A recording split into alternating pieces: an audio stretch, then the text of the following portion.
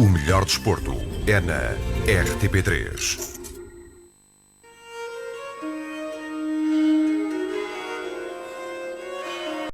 Mosteiro de Santa Maria de Alcobaça.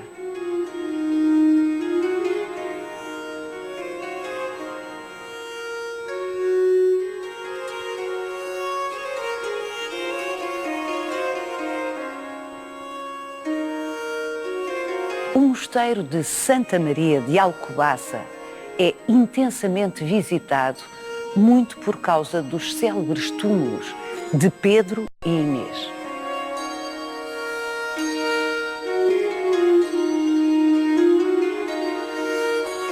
Mas a verdade é que há muitíssimas outras razões para conhecermos o Mosteiro de Alcobaça.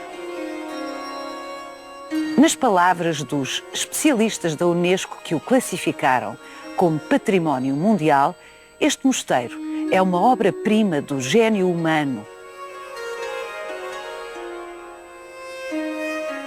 Fundado por vontade expressa de Dom Afonso Henriques há quase 900 anos, o Mosteiro de Alcobaça funcionou ininterruptamente com monges da Ordem de Cister cerca de 7 séculos.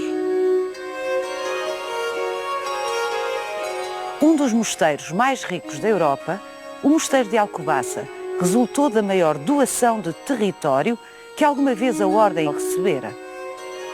Dos mais de 400 mosteiros filiados na Abadia de Claraval, este foi o último a ser fundado, ainda em vida do que viria a ser São Bernardo. Rezam as crónicas que era o seu favorito. Durante centenas de anos, quando a maioria da população sofria de todo o tipo de privações, os monges de Alcobaça viviam numa abundância de recursos excepcional. As privações a que se sujeitavam eram apenas porque queriam observar o voto de pobreza.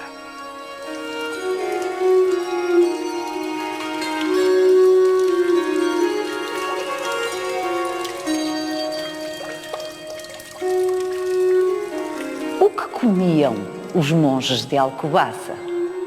Esta cozinha do século XVIII é a terceira que o Mosteiro de Alcobaça conheceu. Tudo nela nos conta histórias, da sua arquitetura às suas discretas decorações, passando, claro, por esta extraordinária chaminé.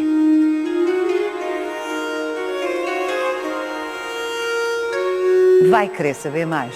Venha connosco nesta visita guiada.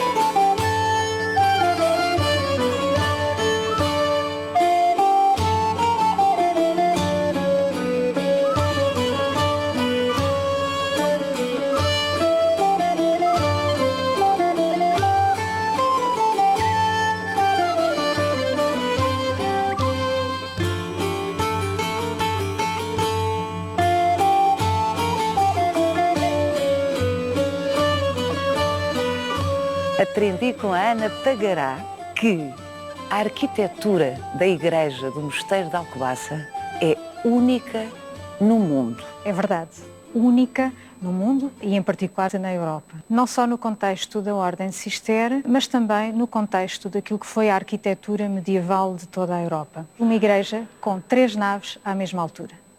E isso é uma coisa que não existe na Europa entre o século XII e o século XIII, que foi o tempo da construção desta igreja. Qual é a altura destas 3 naves, visto que têm a mesma altura as 3? A flecha destas 3 naves é de 22 metros. 22 metros de altura. O que era prática na Ordem de Cister era a adoção da proporção 2:1, o que significava que a nave central teria o dobro da largura e o dobro da altura das naves colaterais. Aqui procuraram criar algo novo.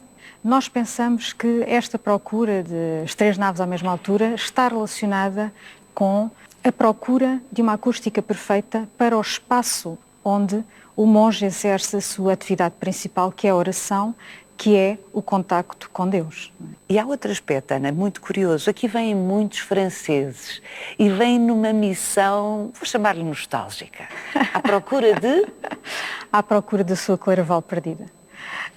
Porque a Abadia de Alcobaça é uma das filhas prediletas da Abadia de Claraval, que foi fundada em 1115 por Bernardo de Fontaine-le-Dijon, que veio a ser mais tarde São Bernardo de Claraval, e sendo Alcobaça a filha da casa que Bernardo fundou, na região da Champagne e da Borgonha, em França, vêm cá imensos franceses, precisamente porque a Abadia de Alcobaça é a cópia integral daquilo que foi a Abadia de Claraval, que desapareceu na sequência da Revolução Francesa. Portanto, isto é o que resta. Isto é o que resta da memória da Abadia de Claraval do século XII, portanto, da primitiva.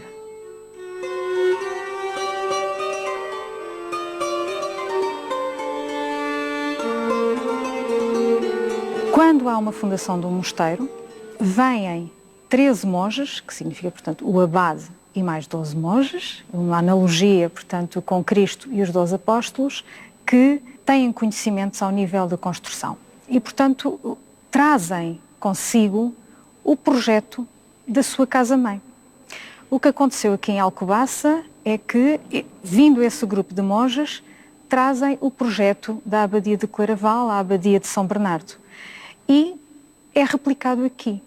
De modo que nós temos a cópia perfeita daquilo que foi a Abadia de Claraval. E digo que foi porque após a Revolução Francesa e nos inícios do século XIX, mais propriamente em 1812, a Abadia de Claraval foi nacionalizada e destruíram-se todos os edifícios medievais, incluindo a sua igreja, de modo que o que subsiste em Claraval hoje são os edifícios que foram construídos entre os séculos XVII e XVIII. Os espaços medievais já não existem. Para a França, Claraval é um símbolo nacional e os franceses vêm a Alcobaça para ver aquilo que foi a sua Claraval, portanto, esta Claraval perdida. De modo que há aqui um aspecto muito interessante do ponto de vista simbólico que eleva Alcobaça a um patamar de referência universal.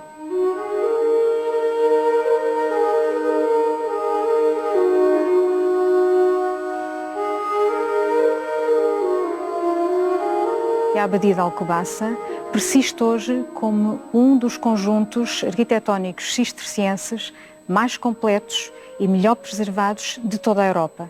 E estamos a falar de um universo de mais de 1750 abadias cistercienses. 1750? Sim, mosteiros femininos e mosteiros masculinos, que foram fundados durante o período medieval e até o início da época moderna, portanto, até o início do século XVI. A Abadia de Alcobaça preserva, para além da sua magnífica igreja, que foi a terceira maior construída pela Ordem, com um comprimento total de 106 metros, e é hoje a segunda maior subsistente, preserva também a maioria dos seus lugares regulares medievais, ou seja, o claustro regular, a sacristia, a sala do capítulo, a sala dos monges, onde terá funcionado o fantástico scriptório medieval de Alcobaça, o dormitório dos monges, o refeitório. E há ainda um aspecto, sob o ponto de vista simbólico, fortíssimo. Este foi o último mosteiro a ser fundado em vida daquele que veio a ser São Bernardo de Claraval. No estado atual de investigação, podemos afirmar que esta foi a última abadia fundada em vida de São Bernardo. Quando Bernardo de Fontaine-le-Dijon ingressa na Abadia de Cister e depois sai para fundar uma das 4 filhas de Cister, portanto, a Abadia de Claraval, arrastando consigo vários monges, incluindo alguns membros da sua família, a partir desse momento, ele, como abade de Claraval, vai incrementar de uma forma exponencial as fundações de mosteiros cistercienses em toda a Europa. Foi um movimento frenético. Nunca se tinha visto uma expansão de uma ordem monástica de uma forma tão rápida. Já estamos a falar de quase 400 mosteiros, por volta de 1150, numa geografia que vai desde Portugal à Polónia e desde a Suécia à Itália. E a ordem decide que era necessário abrandar o ritmo das fundações e deixa de aceitar territórios para a constituição de novos mosteiros. E é neste momento que se expressa a vontade de Afonso Henriques de doar um território à Abadia de Claraval, precisamente para fundar uma nova abadia. Dom Afonso Henriques tinha a clara noção que para ter um mosteiro cisterciense nesta região da Extremadura, que era uma região ainda um pouco indefinida, digamos assim, porque ainda estamos aqui a falar em 1150, estamos a falar de todo o processo de construção do Portugal como temos hoje e, portanto, Afonso Henriques sabe perfeitamente que tem que propor algo que a Ordem não possa recusar e vai propor a doação de um território de 440 km². Isso que é imenso. É imenso, é uma extravagância isso. Quer dizer, ele está a dar um naco enorme do seu reino em construção ainda, não é? Precisamente. É claro que nada disto é inocente, não é? Um território ordenado é um território defensável. O lema dos cistercienses é ora et labora. E, portanto, os cistercienses dedicavam-se à oração, mas também se dedicavam ao trabalho. E, portanto, quando falamos de trabalho, falamos sobretudo de desenvolvimento agrícola. E daí o ordenamento do território. Por outro lado, também não é inocente, porque dentro do processo de reconhecimento de Portugal como um reino independente, tinha que ganhar, naturalmente, as graças do Papa. E, na altura, quem era Papa era Eugênio III, que foi monge cisterciense e monge da Abadia de Claraval. Política. Diplomacia.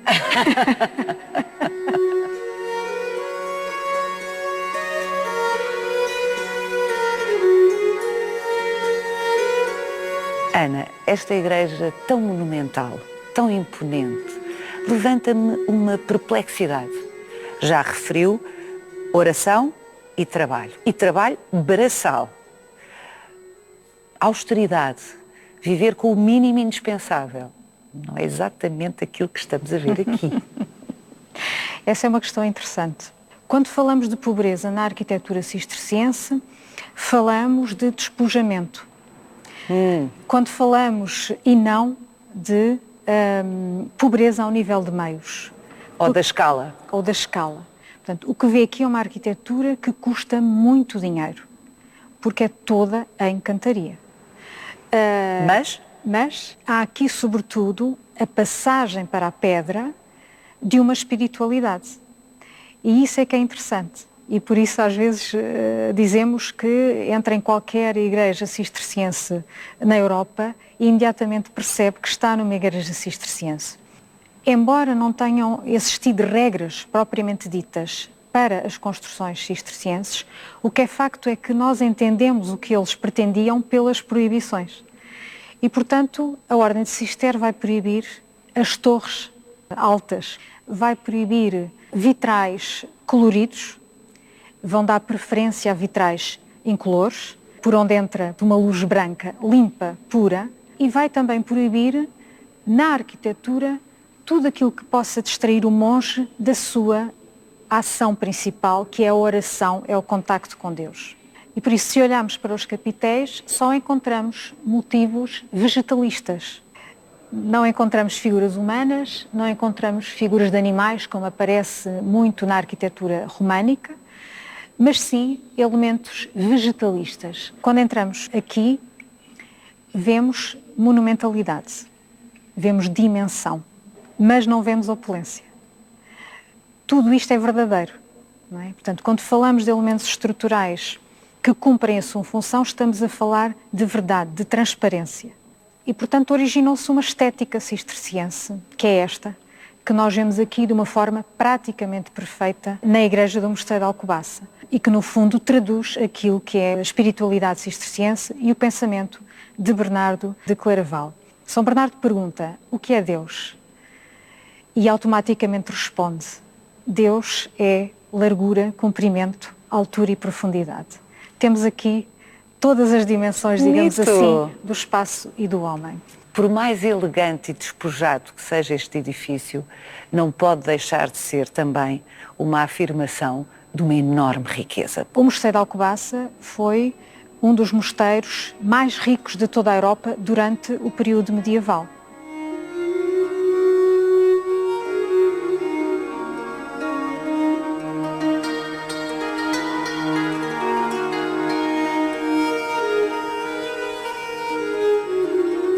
Paula, gostava que visse esta lápide que nos diz Aqueductus, que significa aqueduto. E tem aqui duas mãos mãozinhas em baixo relevo e que nos indica precisamente o local por onde passa a conduta de água potável. E esta é a verdadeira razão porque o Mosteiro de Alcobaça foi construído neste sítio. Água. Água. Os mosteiros cistercienses localizavam-se sempre em sítios onde tivessem 4 elementos fundamentais. Primeiro, o isolamento, o que não queria dizer despovoamento. Isolamento. Floresta, para terem madeira para combustível e para a construção. Pedra para a construção, portanto, na proximidade de boas pedreiras. Percebe-se porquê. E uma coisa que é fundamental para que haja vida, que é a água. Foram grandes especialistas ao nível da engenharia hidráulica. E, de facto, o Mosteiro de Alcobaça foi construído aqui, neste vale, na confluência de 2 rios, o Alcoa e o Baça, mas, sobretudo, a cerca de 3 km e 200 metros para sudeste, existe uma nascente de água potável, num sítio chamado Chiqueda, onde ainda hoje corre água em abundância e em qualidade. E, portanto, o segredo da longevidade de uma comunidade tem a ver com a higiene e a salubridade do sítio. As condutas que os monges construíram para trazer para dentro do mosteiro essa água potável são, de facto, uma engenharia. À época não se usava a expressão, mas é isso que quer dizer, de um engenho incrível, recorrente, resta à sabedoria já fixada pelos romanos. Naturalmente, nos princípios da hidráulica são os princípios da hidráulica romana, mas com os cistercienses foram exponenciados.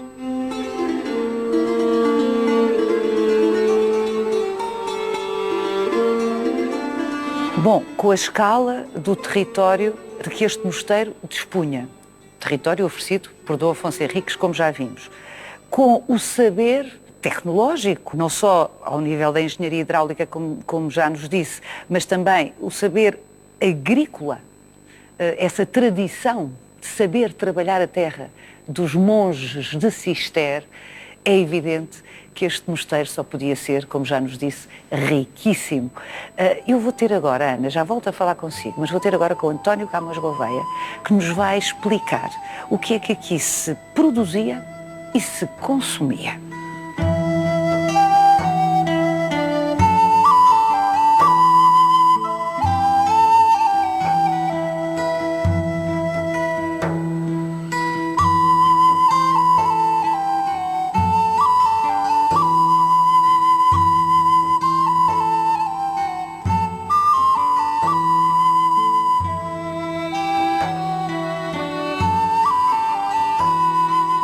António Camões Gouveia. Estamos no espaço daquele que foi o refeitório de um mosteiro que possuía um território de 44.000 hectares. É uma imensidão. É uma imensidão. O que é que se produzia no mosteiro de Alcobaça? Produzia-se, em primeiro lugar, variedade. Posso dizê-lo, ou seja, uma variedade que vai do bosque até à lagoa, que vai da horta até ao campo de cereal, dos rebanhos às manadas de vacas, que deixa os camponeses ter porcos em suas casas, galinhas, e depois tem essa toalha que o tapa, que é a construção de um senhorio eclesiástico. Tem todos os poderes e tem todas as obrigações de resolver a vida dos monges, dos conversos, dos noviços, dos criados do convento e de todos os camponeses que vivem nas suas terras. Portanto, era um senhorio muito grande, muito diverso, mas com muitas possibilidades, que só uma gestão muito lógica, muito regrada, muito austera, muito sábia também, como era a da lógica de Cister, conseguia controlar isto tudo, não é? Uma unidade e um controle.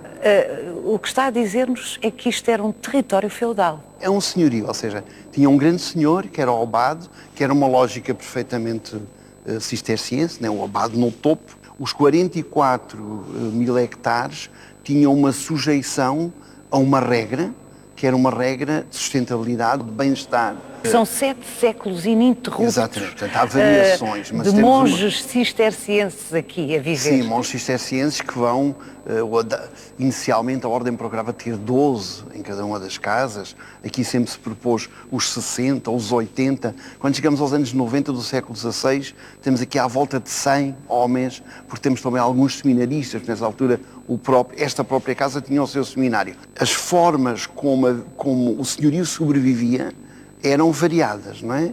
As corveias, depois tinham os foros, que podiam ser pagos em dúzias de bolos, podiam ser pagos em queijos, em galinhas e sempre os cereais, não é? Nunca podemos fugir dos cereais. Por exemplo, uma das coisas que sabemos é que a maior parte das vezes os ovos não entravam no convento. Ovos? Sim. O próprio convento tinha na sua cerca galinheiros. Os muitos ovos, as muitas centenas de ovos que vinham dos camponeses e dos seus foreiros não entravam logo em dinheiro. Dentro do espaço desses tais muitos hectares do Mosteiro de Alcobaça, há feira, portanto, há meios de circulação. O próprio mosteiro e os seus terrenos estão muito bem situados, o espaço foi muito bem escolhido, estão a 2 dias de viagem de Lisboa, estão pertíssimo de Santarém, são 2 polos fundamentais em termos urbanos. E de escoamento de produtos. Comercial, e são fundamentais, portanto, há circulação de dinheiro, há aqui dinheiro, há aprovisionamento em espécies. Rezam algumas crónicas que os monges tinham até dificuldade, dada a escala do seu território, em recolher todas as rendas que lhes eram devidas. Acredito que sim, mas repare uma coisa, era uma dificuldade que tinha a ver com a quantidade de locais, dos pequenos locais de recolha, que é uma dificuldade que o rei tem, por exemplo, e que tem muitas vezes que delegar nos municípios, nos concelhos, para lhe recuperarem as suas rendas. Portanto, que eram os monges do Mosteiro de Alcobaça? Os monges de Alcobaça, como normalmente nas casas cistercienses, têm aquelas 3 tipologias. Os professos, que são aqueles que já estão, normalmente são ditos coristas, vão ao coro, passam muito tempo no coro, muito tempo a estudar em oração, ligados muitas vezes à escrita dos livros e à sua cópia. Depois ter um grupo alargado, são os chamados conversos, que são realmente gente socialmente, por vezes, mais pobre literariamente, no acesso às letras, nem sempre, porque alguns eram tabeliães, portanto, nem sempre, mas a regra era essa. E esses conversos são fundamentais na existência deste grande espaço que era o senhorio eclesiástico de Alcobaça, porque são esses conversos que garantem o funcionamento das granjas. Inclusive em Alcobaça muitos deles não viviam aqui e podiam viver em determinadas casas dentro do grande espaço do senhorio, que é uma realidade até que foge à regra cisterciense, que deviam todos viver no mesmo campo. E depois temos os noviços, que são aqueles que estão a avançar para um dia serem professos. Como digo, daqueles números que falámos há bocadinho, nunca é uma casa muito grande, muito povoada. Mas sim, porque a escala disto, imaginaríamos que eram centenas de monges, mas não, cabiam cá. Cabiam, mas precisavam do seu espaço e, sobretudo, precisavam de um espaço que, apesar de toda a sua dimensão coletiva para a comunidade, a ordem quando aparece, ou a reforma quando acontece, pensa em sistemas de ermitério, portanto, de isolamento de cada um dos frades a fazer o seu caminho. E repare-se que é muito interessante aqui neste refeitório, a peça que temos ali atrás, do leitura, muitas vezes as pessoas não percebem. Era ali que se lia exatamente a Bíblia durante... Não só a Bíblia, algumas outras leituras, as geográficas, vidas de santos, leituras que têm a ver com formação. Porquê? Se calhar deve ser a cena mais pintada, mais desenhada, cinematograficamente tratada, é a Última Ceia. Exatamente. E a pessoa, quando pensa em cristianismo, pensa na Última Ceia, numa refeição. As pessoas estão à mesa. Então, ali o alimento é a vida cristã, a vivência religiosa. Portanto, é natural que as refeições materiais eram sempre acompanhadas da verdadeira alimentação. a palavra de Cristo e a sua alimentação. Portanto, há aqui uma lógica, por isso é que eu gosto muito de referir este aspecto do ser um senhorio eclesiástico, que tem todas as regras senhoriais, feudais, como a Paula diz, mas, ao mesmo tempo, tem uma sobreposição da construção da Cristianitas, de uma Idade Média inicial, séculos X, XI, XII. Então vamos fixar um arco temporal aqui para compreendermos o cotidiano. Um arco temporal. Sim. Século XV, finais do XV, inícios do XVI. XV, início do XVI. Vamos fixar, é o melhor para nós. Porque são 700 anos de vida aqui conventual. Então, é interessante porque é o que está mais estudado. A professora Iria Gonçalves realmente fez um estudo notável sobre este período e sobre a alimentação neste período. Portanto, temos certezas seguindo o trabalho dela. Há 2 calendários religiosos nestas casas. Um primeiro calendário que é o calendário da abstinência, ou seja, os dias em que não se comia carne, que eram muitos, 245. 245 dias em que estava proibida a carne. Exatamente, era uma abstinência. Depois tínhamos um segundo calendário, que é o calendário dos jejuns, ou seja, não se podia comer muito, se quisermos a expressão mais eu pensei simples. que era não comer nada. Não comiam. não podiam comer muito nos dias de jejum. Portanto, o que é que temos? Os dias de jejum eram 152. E os dois cruzavam-se, os dois calendários. Portanto, havia dias que estavam no calendário da abstinência e do jejum, portanto, eram dias de abstinência e de jejum. Nos dias gordos, eram os dias da carne, digamos. E nesses dias, eles tinham janta, portanto, o jantar, que é o nosso almoço de hoje, não é? E a ceia. E a ceia era reforçada. Comiam sempre 2 carnes. Comiam a base, uma carne normalmente vaca, e depois o porco, o carneiro, e é muito engraçado quando comiam estas 2 carnes, juntavam ou ao porco ou ao carneiro uma fatia de toucinho. E essa fatia de toucinho era partilhada por 2 monges. Repare como há sempre a tendência que a própria alimentação seja partilhada, não é? Podia ser partir uma fatia ao meio, quer dizer, ser a metade para cada um, mas não. Era a mesma fatia partilhada pelos 2. E depois no final comiam queijo. Dia gordo. Dias gordos. Dias magros. Tínhamos uma refeição baseada, em primeiro lugar, no peixe. Aqui, alcobaça, pescada. Uma pescada para 2 monges. Pescada. Depois, os camponeses do grande senhorio da eclesiástica de Alcobaça comiam sardinhas. Digamos hoje que um peixe hoje mais é um popular. pitel. Hoje, exatamente. E na altura era mesmo comida para pobres. Os monges comiam uma pescada dividida ao meio, depois comiam legumes, naturalmente, e podiam reforçar, muito engraçado, uma refeição era mais fraca, podiam reforçar com frutos secos. Isto era a base. Que sejam dias magros, gordos, abstinência ou jejum, existem sempre. E em muita quantidade aqui em Alcobaça. Pão e vinho. Pão e vinho. E repare, mais uma vez... Pão e vinho sobre a mesa. Voltamos exatamente a 2 referências cristãs. 2 referências da última ceia. Nas últimas ceias nós o que vimos é um canjeirão, quando muito, um grande jarro para o vinho e um pão. Normalmente tem comum a toda a última ceia. Aqui é a mesma coisa. Pão e vinho. Em Alcobaça o vinho era à descrição. Temos sempre que pensar, estamos a falar de vinho medieval. Este vinho é sempre traçado com água, em mais ou menos quantidade. Por isso mesmo, nos dias de festa, aqui os documentos dizem que o vinho é melhorado, quer dizer que tem menos água, só isto. E depois temos o pão. O pão, que era pão branco, pão de flor de farinha. Produzido com cereais daqui, claro. Trigo, flor de farinha, portanto um trigo peneiradíssimo, o trigo 2, 3 vezes até ficar só mesmo a farinha. Portanto, eram alimentações muito apaladadas todas. As indicações que temos sobre as refeições, só que eram fortemente condimentadas. Ou seja, as especiarias ou autóctones, ou as especiarias que estavam a começar a chegar, eram largamente comentadas. Nós conhecemos pouca construção alimentar, poucas receitas, como nós dizíamos hoje, mas conhecemos uma, que é a desfeita de carneiro, que sabemos que levava mel e que levava manteiga. Portanto, os 2 elementos. Não sabemos mais. Sabemos também alguns tipos de bolos que se mantêm, a mistura normal que as mulheres camponesas faziam no final da massa do pão semanal, juntavam ao azeite, ou juntavam ao banha de porco, ou um bocadinho de canela, ou um bocadinho de mel, e faziam esses diferentes bolos. Não vamos muito mais longe. A alimentação é um objeto de contabilidade e de construção de poder económico da própria casa. E, portanto, é a contabilidade do que se gastava aqui que é a pista para os historiadores reconstituírem o que era a alimentação. Mas parece-me que, de facto, os monges tratavam bem. Sim, e o mosteiro era muito rico em peixe, não é? Não falar já em crustáceos, não é? Os mariscos. Também comiam? Também comiam e havia aqui bastantes que vinham para o mosteiro. Aqui havia criados? Havia um grupo, inclusivamente, de criados do mosteiro, com algum privilégio, mas que eram criados diretos no mosteiro. Qualquer ordem religiosa e qualquer casa religiosa tem um grupo de criadagem muito grande. É isso que vai confundir muito o mundo liberal no século XIX. Porque pensam que há em Portugal milhões ou milhares de monges e de freiras, mas havia realmente muitos e havia outros tantos ou mais que eram criados dos próprios conventos.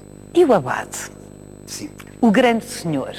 Exatamente. O Dom Abade. O Dom Abade comia o mesmo que os outros monges? Não.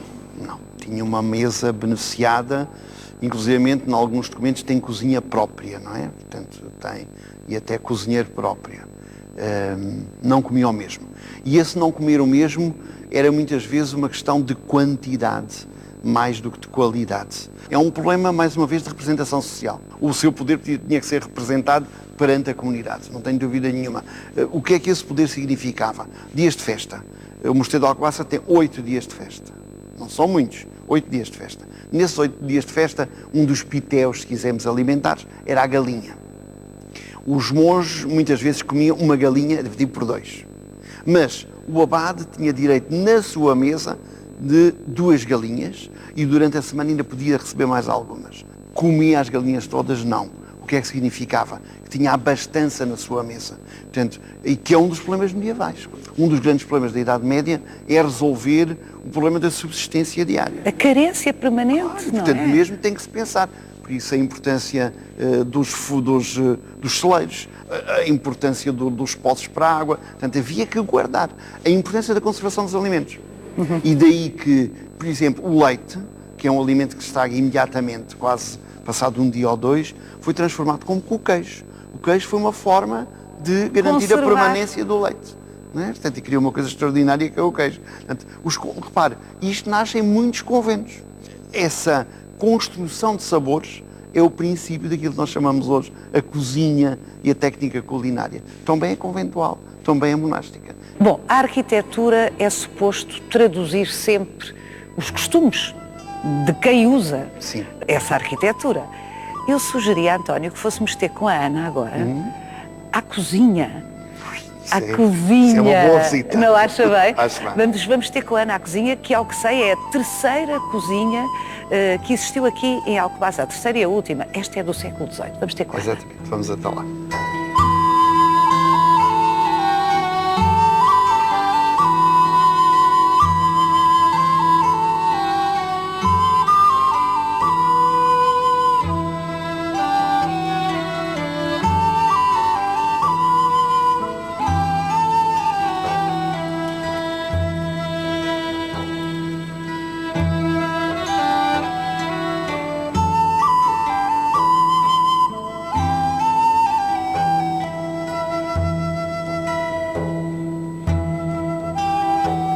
Bem, a dimensão disto. Ana, que cozinha incrível. É sem dúvida, e é muito mais extraordinário do que aquilo que parece. Então? Basta olhar para a nossa chaminé, que tem 25, 26 metros de altura. É mais alta ainda do que as naves do corpo da igreja. É uma cozinha do século XVIII, construída, e sabemos pela documentação, pelos livros de despesa do mosteiro, entre 1720 e 1752, que é a data precisamente do revestimento azulejar, e tem vários aspectos que são muito interessantes de realçar. Reparem nestas colunas, que são provavelmente a manifestação mais antiga de utilização de ferro fundido em estruturas na arquitetura. Pois, estamos a falar do século XVIII, não é? Da primeira metade do século XVIII. Sim. a Revolução Industrial ainda faltava um bocadinho para acontecer. Exatamente. É uma tese que tem sido defendida pela Maria Augusta Trindade Ferreira, na sequência também de estudos que foram feitos por alguns investigadores ingleses, nomeadamente nos anos 50 do século XX, e que defende que terão sido as colunas da chaminé de Alcobaça as primeiras colunas em ferro fundido aplicadas como elemento estrutural na arquitetura. Sabemos que os monges de Alcobaça adquiriam ferro, compravam ferro, desde a Idade Média. Sabemos também que os monges de Alcobaça dominavam as técnicas da metalurgia e pensa-se que estas colunas possam ter sido feitas aqui nos Cotos de Alcobaça. Mas mais do que a concretização do objeto, o que me impressiona é a ideia, uma nova ideia. É pioneira, porque para cozinhas desta cronologia, em outros mosteiros ou até palácios, o que vamos encontrar são estruturas de apoio em pedra. Exatamente. E aqui temos, de facto, o ferro fundido.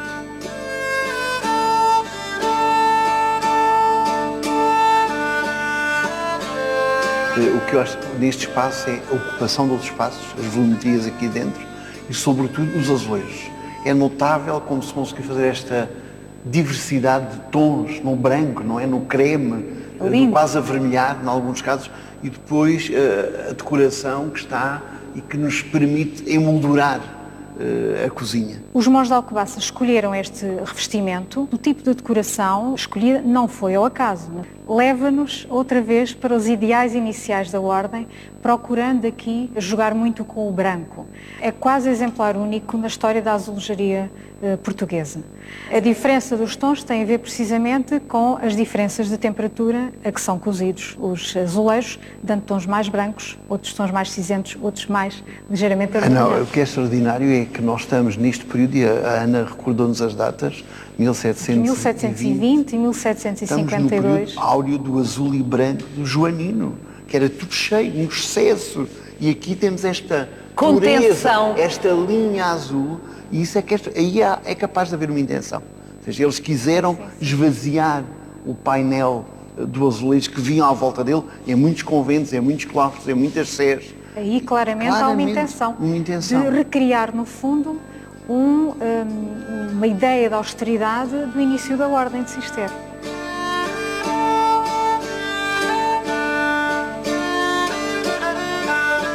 É tudo muito bonito, mas eu devo dizer que estou desejosa de espreitar por baixo da chaminé. Vamos até lá?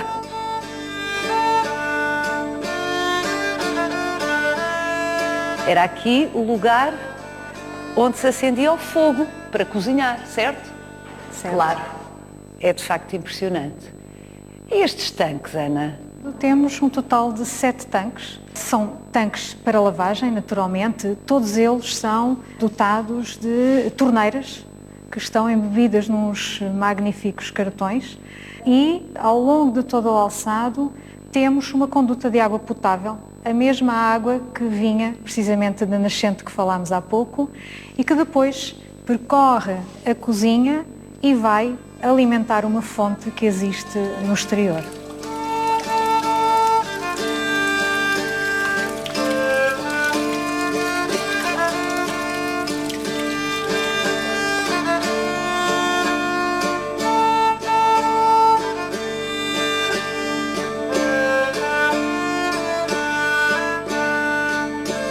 Este tanque recebia água, não da nascente, mas sim do rio Alcoa. Ai, diretamente? Exatamente, porque tínhamos 2 tipos de adução de água. A água potável que vinha da nascente, de Chiqueda, e tínhamos a água que vinha a partir do rio Alcoa, na chamada levada, que é no fundo um canal artificial que trazia água destinada a lavagens. Era a água que permitia a salubridade, nomeadamente das latrinas. Inclusive, temos um registro histórico muito interessante, uma descrição do Frei Manuel dos Santos, de 1710, e que nos diz que essencialmente usavam este tanque para a lavagem do próprio chão da cozinha.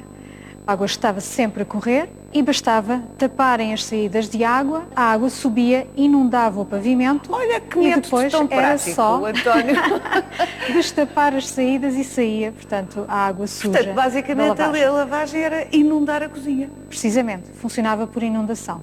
E, portanto, aqui mais uma vez se comprova, de facto, a capacidade técnica que os cistercienses tinham de resolver situações tão práticas como lavar uma cozinha. Mas eu tinha ouvido dizer que aqui havia peixes.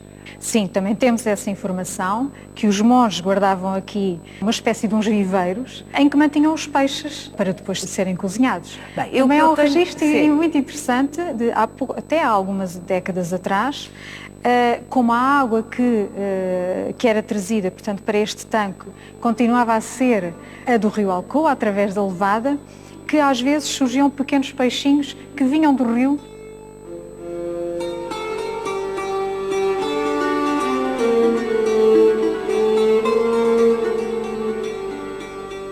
Eu vim fazer esta visita na expectativa de me provarem que a ideia de que os monges eram os glutões não tinha fundamento, mas saio daqui a achar que a mesa, não só no aspecto espiritual, a que aludiu já o António, mas quer dizer, tinha um peso enorme aqui em Alcobaça. Oh, Paulo, há uma coisa que eu acho nesta cozinha que é a imensidão, que já falámos e já adjetivámos, mas é o enigma. E o enigma é que, de facto, é muito pouco compreensível isto que nós temos à nossa volta, a começar por este tanque. E isto levou a que imediatamente se criasse uma mítica em torno disto. E mais ainda, a mítica começou cedo.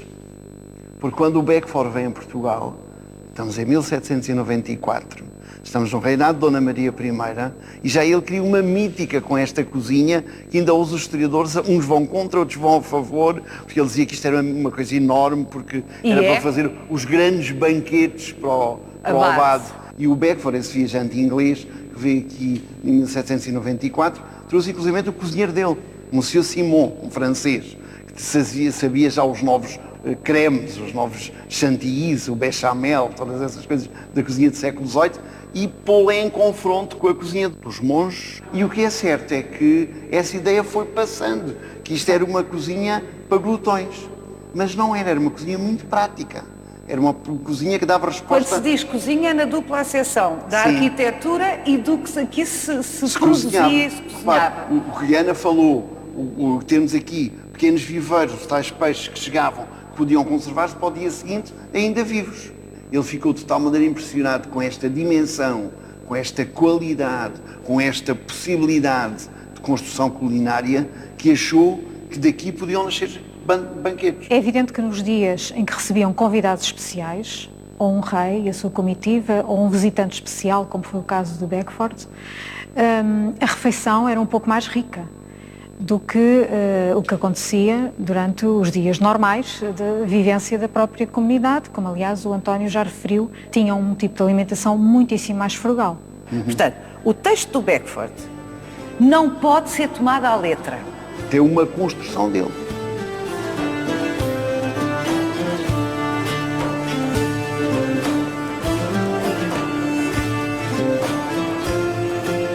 Siga-nos no Instagram, no Facebook e na nossa página, onde pode rever este e os outros Visita Guiada.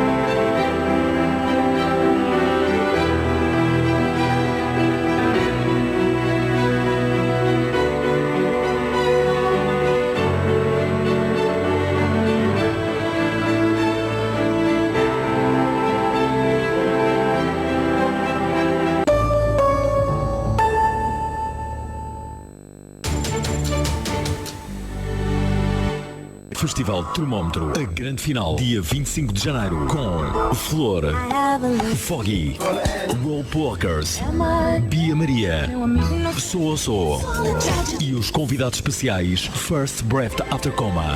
Sábado, 22 horas, Lisboa, ao vivo. Festival Termómetro, a edição de aniversário dos 25 anos. Apoio RTP e Antena 3.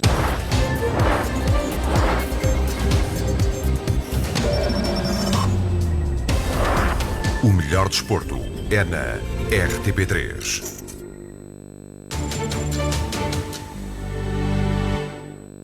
Pare, volte atrás e pense. O que fez hoje por um futuro melhor? Na Volvo, há mais de 90 anos que tornamos a vida mais segura e sustentável.